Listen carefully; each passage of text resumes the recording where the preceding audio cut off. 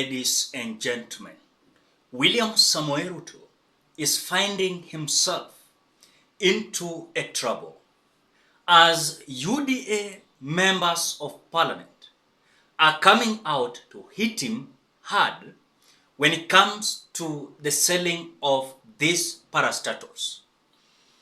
I was watching the statement and also the debate of the senator of Nyeri, Wamatinga, coming out to expose William Samoei Ruto and telling him that he is seriously auctioning Kenya.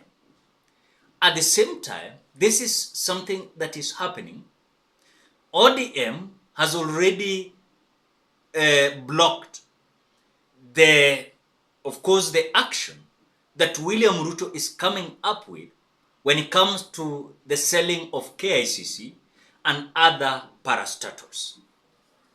The Nyeri governor is coming out to say that under their watch, they are not going to accept anyone, be it president, be it deputy president, or any other leader in the country, to come out and sell the KICC. These are parastatals that our forefathers built, and the intention was not to sell these parastatals. It is so shame as the government of the day wants to sell these parastatals so that they can run their government. So Wamatinga is coming out without hesitating and telling the Kenya Kwanza government led by William Ruto, and again at the same time, Wamatinga is a UDA member of parliament, senator of Nyeri County, coming out to say this. Mr. Speaker, sir, having said that, it is also indeed very important that we note there are politicians who need to learn from the likes of Lawrence Sifuna. Those who wait until the president is out of the way, out of the country, and then they list national assets and put them for sale. Mr. Speaker, sir, we want to urge these leaders who sit near the high offices that it's important to note that it cannot, and we cannot accept them, to put such an important national heritage like the KICC for sale. Mr. Speaker, sir, I want today to add my voice.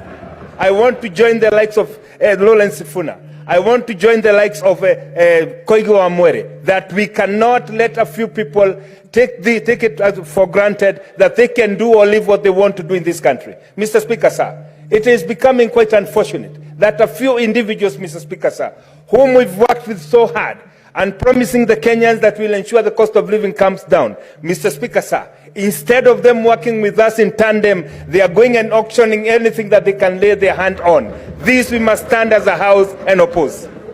Mr. Speaker, sir, today I want to start in the same spirit of Lawrence Sifuna and say this country belongs to all of us.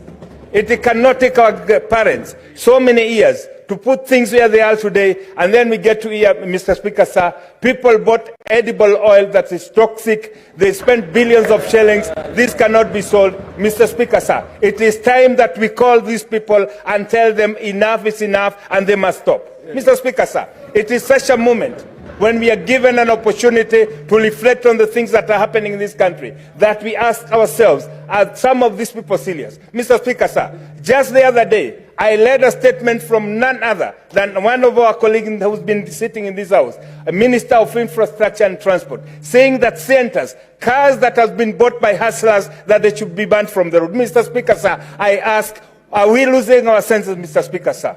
When must we realize that we must work for Kenyans? Mr. Speaker, sir, in the same spirit of Lawrence Sifuna, I want to tell Kenyans that yes, we must stand up and we will not let anybody take advantage of you. We are going to pursue justice until we bring it to the logical conclusion.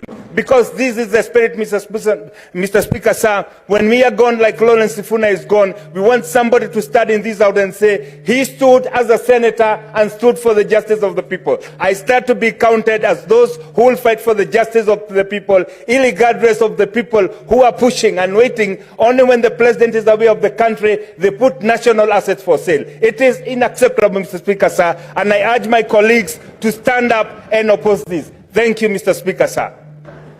Senator Eddy.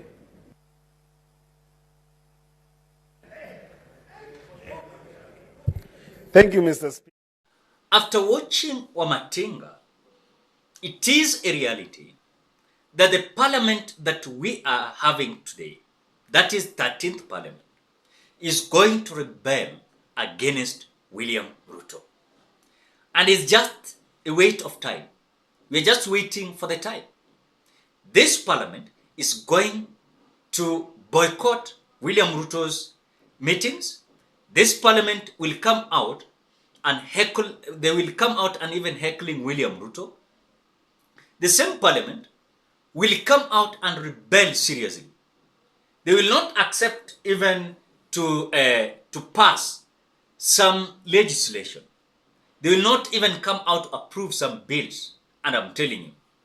In other words, when William Ruto was being sworn in, Pastor Tim Mwangi came out saying that this 13th parliament is going to be a rebellious parliament. A parliament that will not support the government of the day. It is just with time. And we will see this being actualized. Just yesterday, all members of parliament in the National Assembly came out storming out the assembly because they said and chanting, no CDF, no parliament. No CDF, no parliament. This was a statement that was coming overally from both the Azimio members of parliament and UDA members of parliament. It's showing a kind of hectic moment that William Ruto is going to find himself in. But at the same time, there's something that Senator of Nyeri, Wamatinga, coming out to say. I want to ask, when this law was being signed by William Ruto, allowing him to sell any parastatal without even consulting the National Assembly, I think this was not a good rule. It is not a good law. Because if this is something that is happening, then the government of the day will just wake up early in the morning and say that we are selling what has been there for a long period of time. Selling KCC, again selling KICC. And at the same time, it is ODM led by Raila Odinga who has just stepped into court. And this has been blocked. But at the same time, there is something that is being blocked. Watatoboa kweli. Kwa sababu William Ruto ameenda akateka nyara koti. Na kila kitu yenye hao watu wanaamua ni uamuzi ambayo William Ruto anajua vizuri sana. And that is why sisi tuko worried sana. Kuuza kitu kama KICC. KICC is a symbol of, let me say, that time we are getting independent, KICC, already tulikuwa na KICC. Na sasa tukiuza KICC is like selling something treasure to our country.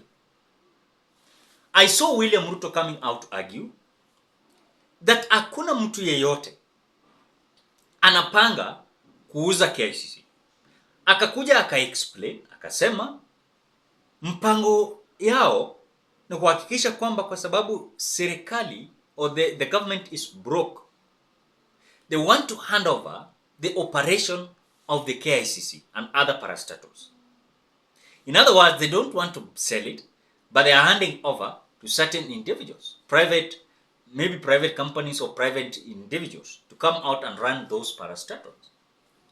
The question that is coming from the minds of Kenyans, is William Ruto genuine? Because this is not the same man. This is the same man that came out saying that he was not going to accept. He was not going to accept this issue whereby the prices of fuel was going to hike. He came out even narrating the problem that the government of the day was putting these Kenyans into.